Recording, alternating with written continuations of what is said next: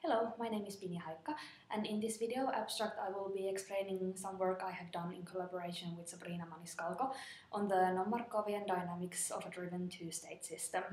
Our motivation has been to study the memory effects in the dynamics of the system, and in particular to see how embedding the two-level system in different types of reservoirs we can actually modify the dynamics of the system. So the model we consider in this work is a two-level system interacting with a laser, and the two-level system is coupled to a bosonic reservoir at zero temperature. The reservoir is characterized by a non-trivial, non-flat spectral density, which means that the atom couples to different modes of the reservoir with different strengths. This means that there will be memory effects present in the system, and such systems arise in cases when the atom is inside a lossy cavity or, for example, embedded in a photonic bandgap material. We assume weak coupling between the system and the environment and obtain a local in time non-Markovian master equation describing the dynamics of the system. In particular, in the derivation of the master equation, we do not make the secular approximation, but rather study the cases when and when not the secular approximation is valid. The memory effects in a time-local master equation are contained in time-dependent coefficients, and these can be calculated in a straightforward way once we specify the spectrum of the environment.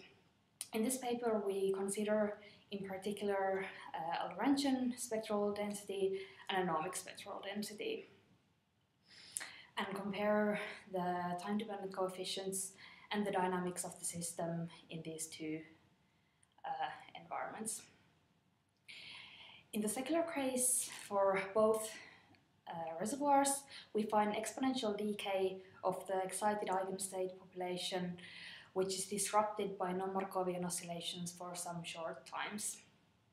In the non-secular case, when we don't make the secular approximation, we find the non-Markovian oscillations, but also some non-secular oscillations which occur on a timescale of the order of relaxation of the whole system. In the secular regime for both reservoirs, we find exponential decay of the excited eigenstate of the population disrupted by short timescale non-Markovian oscillations.